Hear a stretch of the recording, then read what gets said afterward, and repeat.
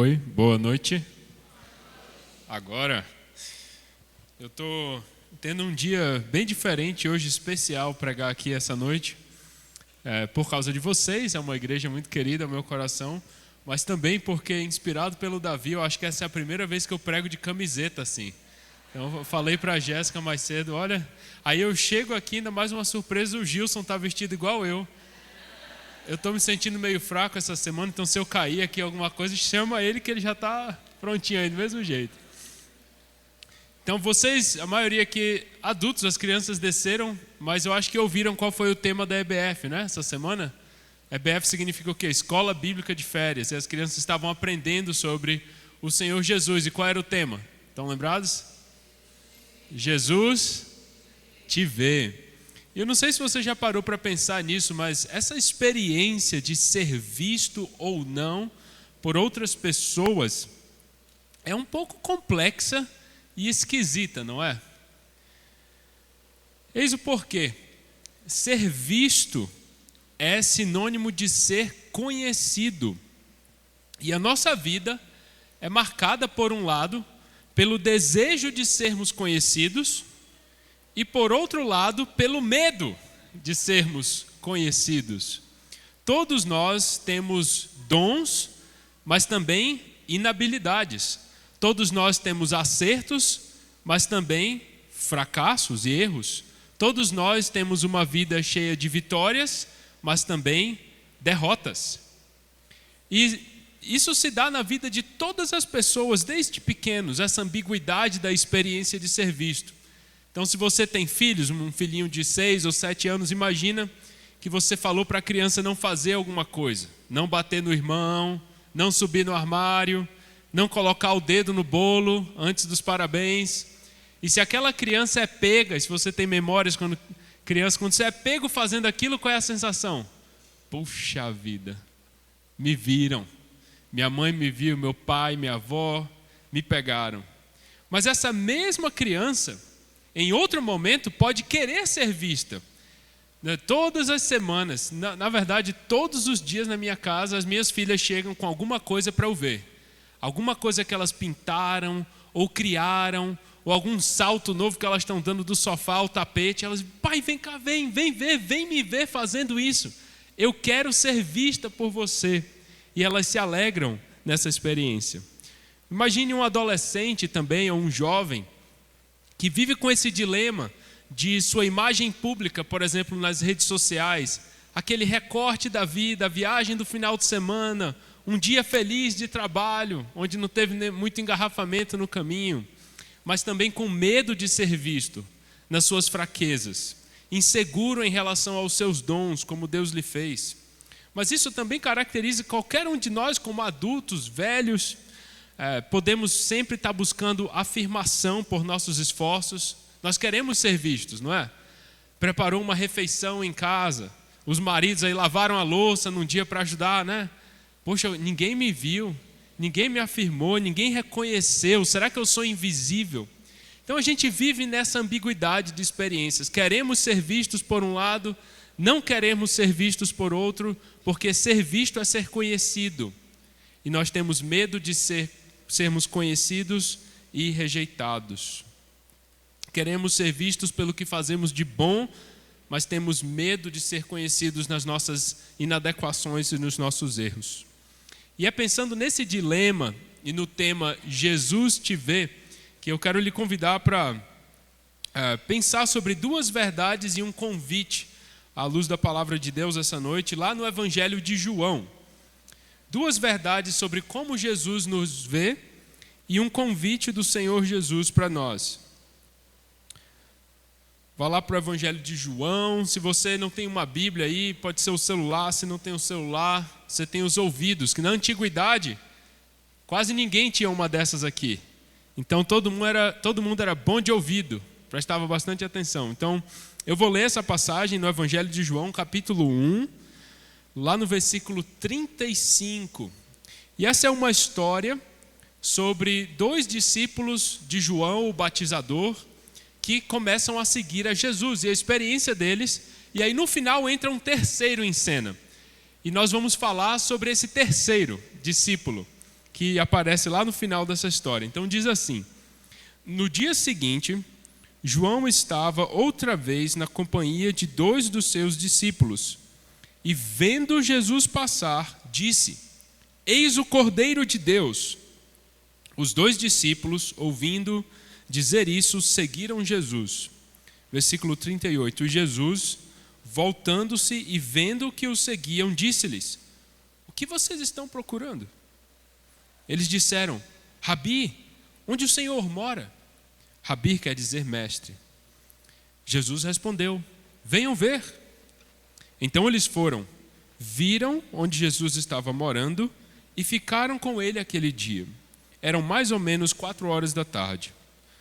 André, o irmão de Simão Pedro, era um dos que tinham ouvido o testemunho de João e seguido Jesus. Ele encontrou primeiro o seu próprio irmão, Simão, a quem disse: Achamos o Messias. Messias quer dizer Cristo. E o levou a Jesus. Jesus olhou para ele e disse: Você é Simão, filho de João, mas agora será chamado Cefas. Cefas quer dizer Pedro. Vamos orar. Senhor, obrigado por essa história registrada no Evangelho de João para transformar a nossa vida, nós que a lemos hoje. Pedimos que o Teu Espírito esteja presente de modo poderoso entre nós essa noite, abrindo os nossos olhos para contemplar o Teu Filho como Ele é e ajudando-nos a entender que diferença faz ser realmente visto e conhecido pelo Jesus que tudo enxerga a todo tempo. Essa é a nossa oração no nome dEle. Amém. Então, a primeira verdade para a gente considerar essa noite sobre como Jesus nos vê é que Jesus nos vê por completo. Olhe comigo aí o versículo 42 de novo. André leva o seu irmão, Simão, a Jesus. Jesus olhou para ele. E a partir desse olhar ele começou a falar. E talvez uma outra maneira de traduzir isso seria: Jesus fixou os olhos nele. Jesus olhou profunda e atentamente para ele. A palavra grega emblepo. E então, a partir desse momento de um olhar que penetra a vida de Pedro, Jesus declara: Você é Simão, filho de João. Historicamente, a gente não sabe se Jesus já tinha ouvido falar desse tal de Simão ou não. Mas na narrativa do Evangelho de João, se você está lendo sequencialmente esse texto desde o início, esse é o primeiro encontro entre Jesus e Simão. Simão não se apresenta, não sei se você percebeu isso, ele não chega: Oi, eu sou Simão, tudo bem? Ele não se apresenta, ele não diz o seu nome. É Jesus quem tem a primeira palavra nesse encontro. E essa ideia de nome é profunda. Na mentalidade semítica ou hebraica antiga, o nome de alguém era a sua identidade, era o todo da pessoa. Isso incluía a reputação pública, o caráter da pessoa, tudo que era sabido sobre ela na sociedade, né? E eu cresci em casa ouvindo isso, principalmente do meu pai. Meu filho, o seu nome vale mais do que ouro, não suje o seu nome. E no comércio ele sempre falava: fulano tem o nome sujo na praça. Já ouviram essa expressão? Eu não quero ter o nome sujo na praça. Então o seu nome é quem você é a sua reputação, o seu caráter. E ao pronunciar o nome de Simão e seu pai, o olhar de Jesus já tinha penetrado tudo que podia ser conhecido sobre Pedro, sobre Simão. Ele sabia exatamente quem Simão era, de dentro para fora, de fora para dentro. Diante do olhar de Jesus, nenhum detalhe escapava, nenhum detalhe passava despercebido. E se você ler adiante, o próximo episódio, nesses primeiros capítulos do Evangelho de João, é introduzido também por essa expressão no dia seguinte. E nós descobrimos justamente isso, que fica implícito aqui nessa história de Jesus e Simão, fica mais claro no outro encontro entre Jesus e um futuro discípulo chamado Natanael. Olha aí comigo lá no versículo 46. Então esse Natanael, depois de um outro discípulo ter falado para ele: olha, nós encontramos o Messias, aquele prometido pela lei e pelos profetas, e ele é Jesus, o Nazareno. Aí Natanael diz, talvez até com certo humor: Nazareno? De Nazaré pode sair alguma coisa boa? E aí Filipe, o outro discípulo, responde: venha ver. O mesmo convite que Jesus faz para os discípulos na passagem anterior. E aí Jesus viu Natanael, novamente essa ênfase em ver, se aproximar e disse a respeito dele: eis um verdadeiro israelita em quem não existe fingimento algum. E aí o versículo 48 diz: Natanael perguntou a Jesus: de onde o Senhor me conhece? Jesus respondeu: antes de Filipe chamá-lo, eu já tinha visto você debaixo da figueira. Então Natanael exclamou: mestre, o Senhor é o Filho de Deus, o Senhor é o Rei de Israel. Quem é esse que me conhece, sem nunca ter ouvido falar de mim, que me viu de longe quando eu estava escondido entre as folhas de uma árvore? Esse é Jesus.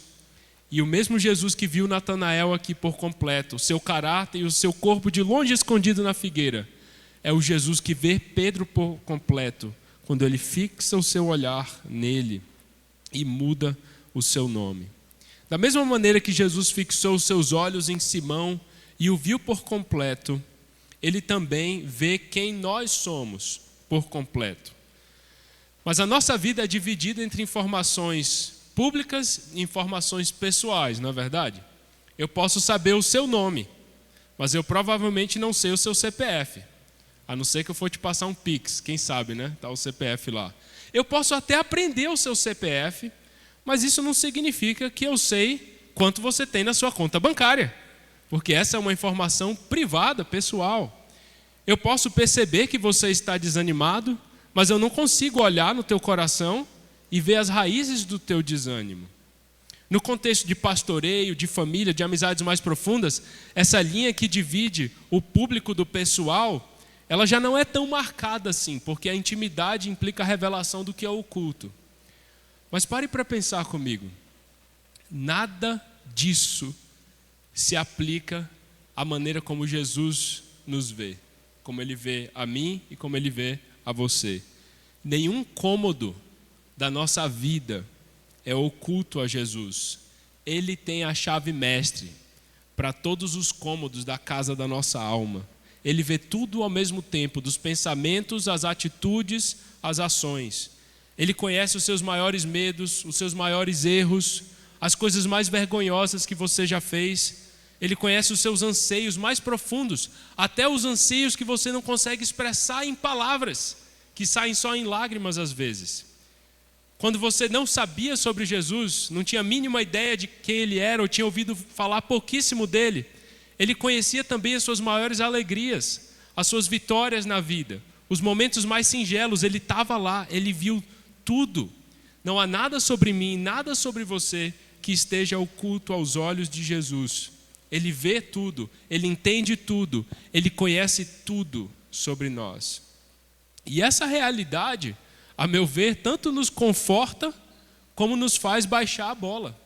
É profundo saber que existe alguém que, mesmo eu não conseguindo vê-lo hoje, Ele me vê e conhece tudo sobre mim. E Ele me entende por completo. Coisas que eu tento explicar para os outros e eles não entendem, Jesus entende. Mas ao mesmo tempo, nos faz baixar a bola. Porque a gente vive a vida com discursos de autojustificação, não é? Quando alguém nos confronta, quando a gente faz algo errado, a gente diz: eu erro, mas você...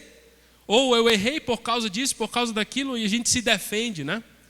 Mas diante de alguém que sabe tudo sobre nós, o que a gente pode falar? O que a gente pode ocultar ou esconder? Não há como projetar uma imagem seletiva, como a gente faz nas redes sociais, ou no domingo à noite, porque Jesus vê tudo sobre nós. Como nós somos quando nós estamos sozinhos com os nossos pensamentos, e como nós somos quando nós estamos em público. Assim como Ele bateu os olhos em Simão e o viu por completo, sabendo tudo sobre ele, Jesus também nos vê por completo, a mim e a você. Mas aí surge outra pergunta: como Ele respondeu após fixar esse olhar penetrante e saber tudo sobre esse tal de Simão? Isso nos leva à segunda verdade sobre como Jesus nos vê. Ele não só nos vê por completo, mas em segundo lugar Ele nos vê, ou Jesus vê quem nós podemos nos tornar nele. Ele vê não só o Arnon do presente e do passado, mas o Arnon do futuro. Alguém completamente desconhecido, a mim mesmo ou a qualquer outra pessoa. Voltando ao texto, nós logo descobrimos que logo após Jesus ver tudo sobre Simão, ele não respondeu com rejeição. O versículo 42 nos mostra que após de falar, você é Simão, filho de João, ele acrescenta, e você, Simão, filho de João, será chamado Cefas. E essa palavra vem da língua aramaica, Kefas, que significa rocha, uma pedra bem grande. Não sei se você já foi lá, ouvi falar que na zona norte de São Paulo tem umas trilhas, tem umas pedras lá, né? Não tem uma trilha da pedra? Então imagine uma pedra grande, isso implica solidez, peso, né? A tradução disso, né, para o grego seria Petros, e é daí que vem o nome Pedro, né, na língua portuguesa. E ao dizer, você será chamado de rocha, ou rocha, é um apelido, né? Jesus não está falando aqui que Pedro ia precisar passar no cartório, depois mudar o nome dele, de Simão para Cefas ou Pedro, né? Se fosse um paulistano, já ia logo dizer, ô Rabino, esse negócio de mudança de nome é muito complicado. Vou pegar trânsito para chegar lá no tribunal, depois no cartório, né? Mas não é nada disso. Esse apelido que Jesus dá a Simão, dizendo como ele seria conhecido no futuro, diz respeito a quem ele se tornaria. Com o tempo, Simão teria um papel extremamente importante no reino de Deus. Inclusive, ele seria o líder dos apóstolos e uma peça fundamental no nascimento da igreja. Mas a questão é que tudo isso seria um processo marcado por altos e baixos. Tem um estudioso do Evangelho de João que diz assim, o Pedro que aparece nos evangelhos é tudo menos uma rocha. Ele é impulsivo, volátil, alguém de quem você não pode depender. Ao renomear o homem, Jesus aponta para uma mudança que seria realizada pelo poder de Deus. Simão era como cada um de nós, uma pessoa que às vezes acertava de cheio, mas que às vezes dava cada bola fora. Um acerto dele nesse mesmo evangelho, lá no capítulo 6. Jesus tem um longo discurso diante de muitas pessoas, e esse é um discurso difícil de se ouvir, difícil de se aceitar. Ao final das suas palavras, o texto nos diz que muitos dos seus discípulos, não só ouvintes, discípulos, o abandonaram. E aí o que Jesus faz? Começa a chorar, diz, puxa vida, se tivesse mais gente para me seguir. Não, ele diz, vocês também querem ir embora? Ele olha para os 12, né? Vocês querem ir embora também? E aí Pedro, representando o grupo, se achega e diz, Senhor, para quem nós iremos? Só o Senhor tem as palavras da vida eterna. E nós temos crido e conhecido que o Senhor é o Santo de Deus. Eita, esse foi no ângulo, perfeito. Era justamente o que precisava ser dito. Mas não muitos capítulos depois, em João, capítulo 18, nós nos deparamos com Simão na casa do sumo sacerdote. Ele e o outro discípulo, provavelmente o autor desse evangelho, João, conseguiram entrar na casa do sumo sacerdote durante o momento do primeiro julgamento de Jesus. Pedro estava lá, parece que era um dia frio, ele estava se aquecendo, meio do lado de fora. E uma das moças que trabalhava na casa do sumo sacerdote chega e diz, ei, você é um dos discípulos dele, né? Ele, eu? Eu não. No momento que ele mais precisava ser uma rocha, Pedro traiu o seu Senhor e o seu amigo. Depois de tanto ter visto, como nós, né? A gente vê tanto de Jesus e a gente esquece tanto sobre quem ele é. Mas Jesus restituiu Simão como pastor dos apóstolos. Ele negou a Jesus 3 vezes, mas depois Jesus o perguntou 3 vezes, na praia, caminhando, Pedro, você me ama? Pedro, você me ama? Pedro, você me ama? E o que Pedro disse? Senhor, tu sabes todas as coisas, tu sabes que eu te amo. E esse mesmo Pedro, no livro de Atos, se levanta como uma pessoa diferente. O Espírito Santo desce, a igreja nasce, e esse homem que tinha negado Jesus na casa do sumo sacerdote se levanta diante de milhares de pessoas, uma Jerusalém lotada na festa de Pentecostes, e ele começa a pregoar, a apresentar Jesus como o Messias prometido desde os tempos antigos, morto e ressurreto na cidade de Jerusalém. E muitos creem em Jesus naquele dia. O sermão que inaugura a igreja, a história da qual nós fazemos parte, foi pregada por esse homem. Ele cura um aleijado à porta do templo e disse: prata e ouro eu não tenho, mas o que eu tenho eu te dou, em nome de Jesus levanta. E diante de todos, aquele homem que tinha sido aleijado a vida inteira se levanta. Foi esse mesmo Pedro. Ele testemunha diante do Sinédrio, o maior tribunal entre os judeus na época, e é preso depois por pregar em nome de Jesus.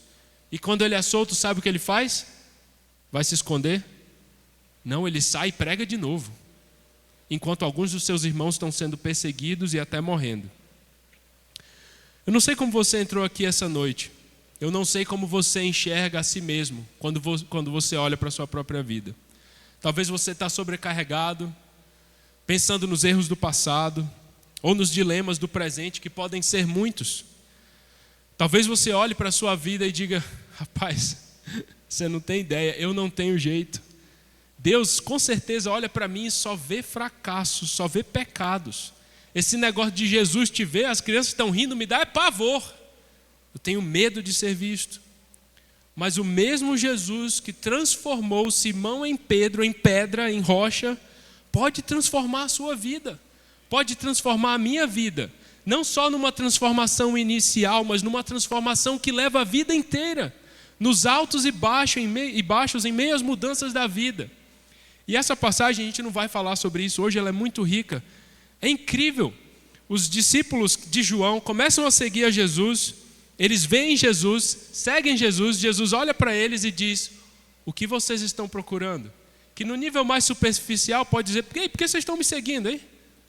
Mas no nível mais profundo quer dizer o que vocês estão buscando na vida, o que você quer, por que você está aqui?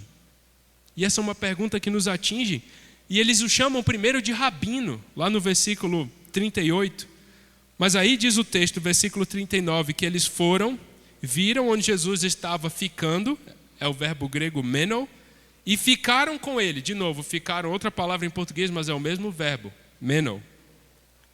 Então, onde o Senhor mora, meno, onde ele estava morando, meno, e onde eles ficaram com ele, mesmo termo, que em João é traduzido depois como permanecer, aquele que permanece na videira. Tem a ver com conexão, com intimidade, com comunhão com Jesus. E aí olha o que acontece. Depois, quando André sai, um daqueles dois discípulos, e vai falar para o seu irmão Simão, quem ele descobriu que está ali na cidade, o que ele fala? Ei, tem um rabino, gente boa ali. Achamos o Messias. Porque ao passar um tempo com Jesus, os olhos dele se abrem. Sempre há espaço para transformação, não importa onde você esteja.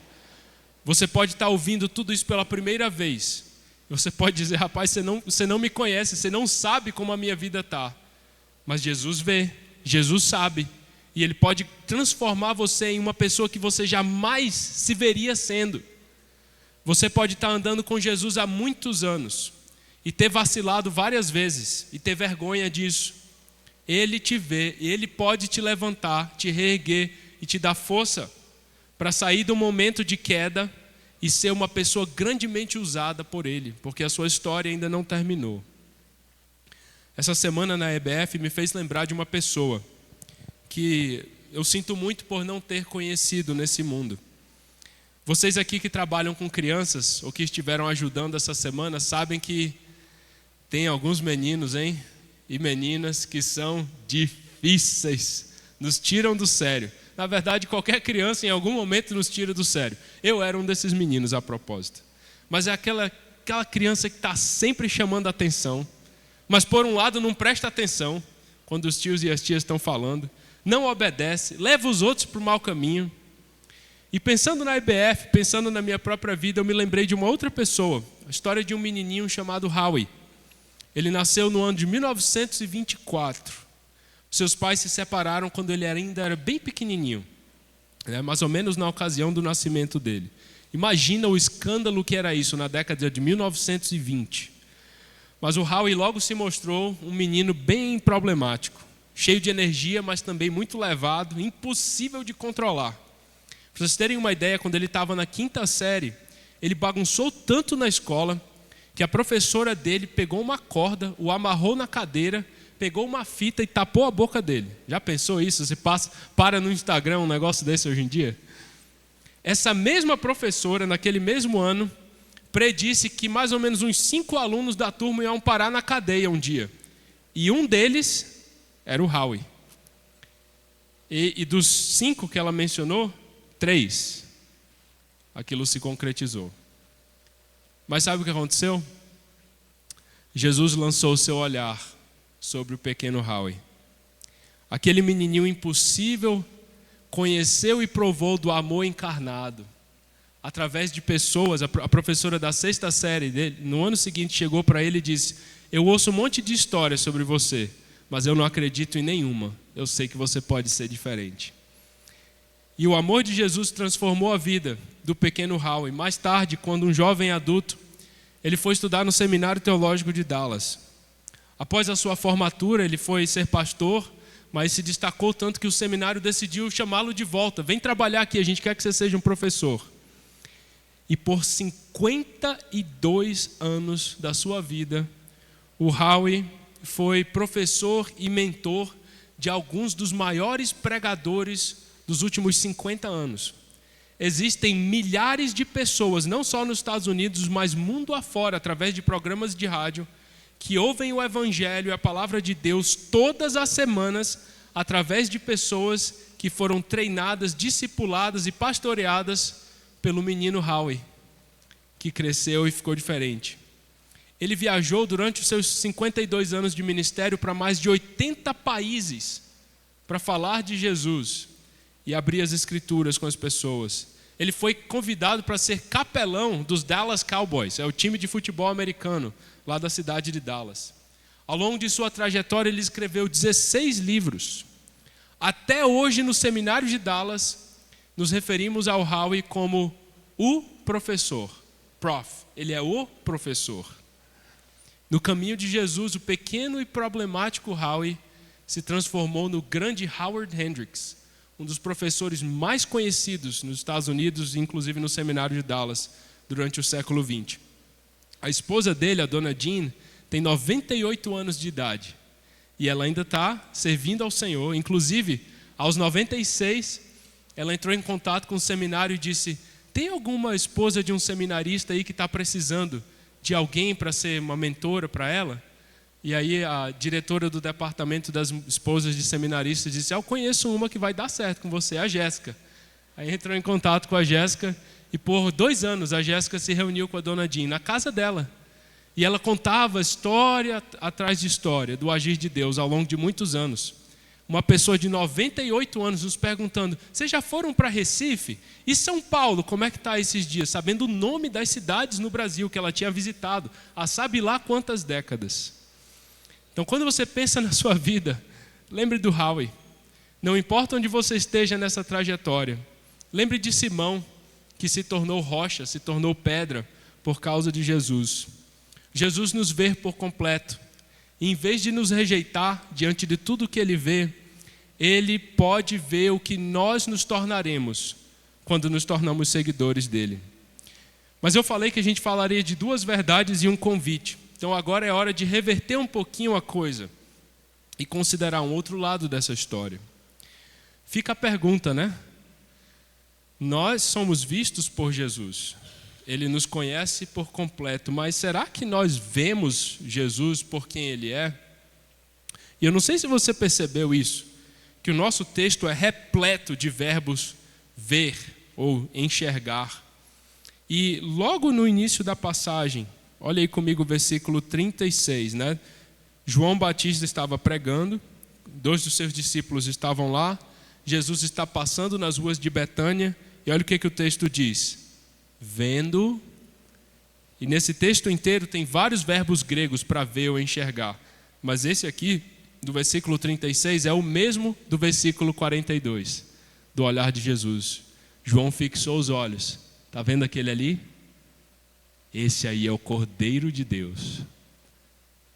E na passagem anterior, no versículo 29, ele dá uma versão mais longa disso. Ele diz, aquele ali está passando é o Cordeiro de Deus que tira o pecado do mundo. Nós estávamos cantando sobre isso agora há pouco, na música Ele é. Jesus é aquele que tira o pecado do mundo como Cordeiro de Deus. O que quer dizer isso? Eu confesso para vocês que existe muito debate sobre o que significa esse Cordeiro de Deus. O que João queria dizer? O João Batizador. O que o autor do Evangelho queria dizer? Mais tarde ele vai dizer que Jesus é o Cordeiro da Páscoa. E eu penso que é mais ou menos o seguinte. Anos, bem antes disso, lá no Antigo Testamento, Deus prometeu que ele ia habitar entre o seu povo. Ele vinha morar na terra, ia armar a tenda dele junto com as tendas de Israel. E ele fez uma tenda lá muito especial que chama-se de tabernáculo no Antigo Testamento. E ele instituiu vários tipos de maneiras de se aproximar dele. É sobre isso que aquele livro de Levítico, que para a sua leitura anual, né, começa aí, rapaz, parece que eu estou visitando o açougue aqui, eu perdi o ânimo.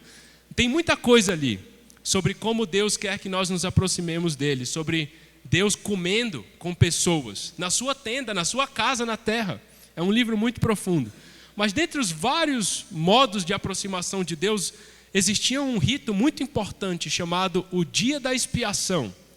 E esse Dia da Expiação acontecia somente uma vez por ano em Israel. E era um rito complexo que envolvia tanto a purificação do santuário com sangue, mas também a remoção dos pecados do povo. E nessa ocasião, o principal dos sacerdotes entrava no Santo dos Santos.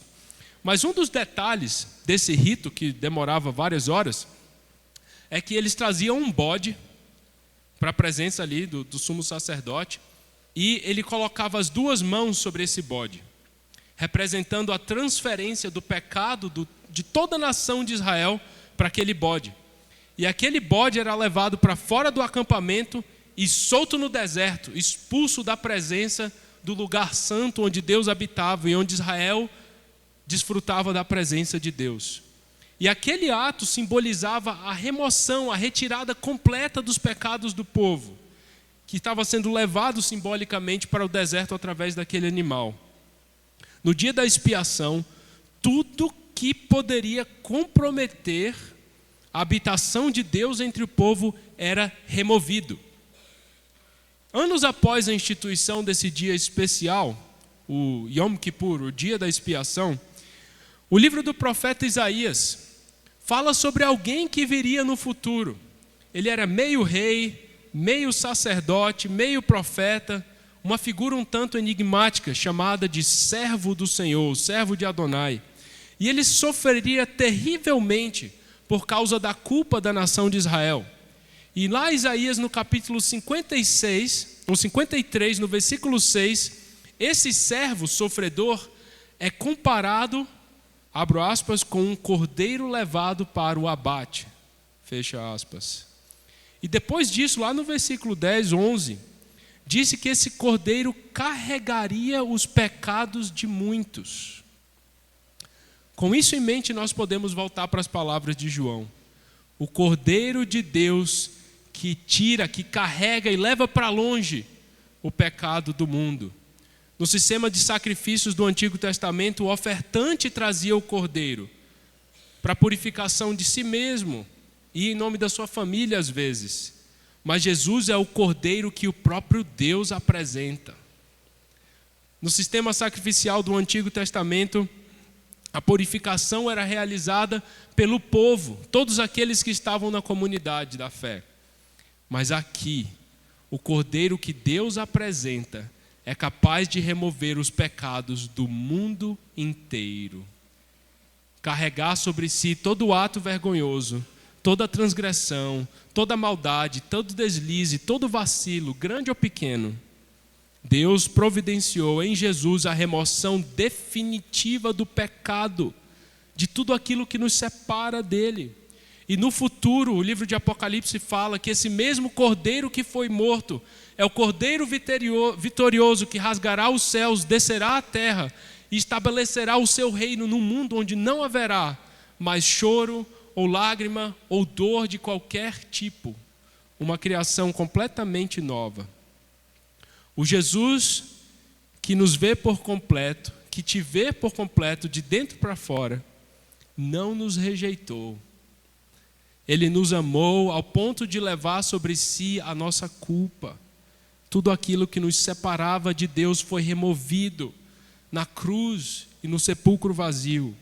O caminho para Deus está aberto novamente.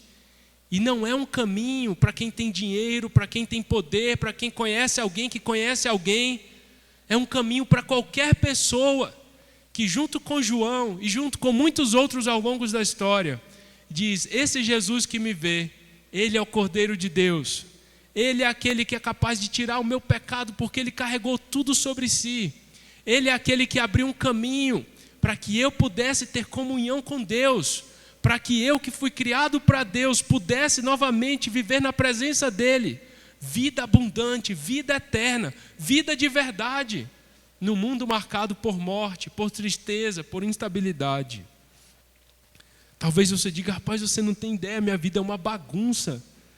Tantos relacionamentos quebrados, tantas pessoas que eu magoei, tantas pessoas que me maltrataram. Mas ver que Jesus é o Cordeiro de Deus é dizer que ele levou sobre si os seus pecados, tudo aquilo que nos causa vergonha. E nenhum pecado é grande demais para o Cordeiro que foi morto. Esse Jesus não diz: conserte a sua vida e aí você vem me seguir. Ele diz: vem e veja o que eu posso fazer na vida de pessoas que decidem me seguir, que sabem que são vistas por mim de todo e dizem: eu te quero, Senhor, eu quero essa transformação. Eu sou incapaz de acertar minha vida, de me consertar, mas o Senhor, o Cordeiro que foi morto, o Cordeiro de Deus, é capaz de me transformar. O Jesus que te vê por completo e que te ama por completo. Jesus nos vê por completo. Jesus vê quem nós podemos nos tornar nele, como seus seguidores, mas ele também nos convida a vê-lo por quem ele é.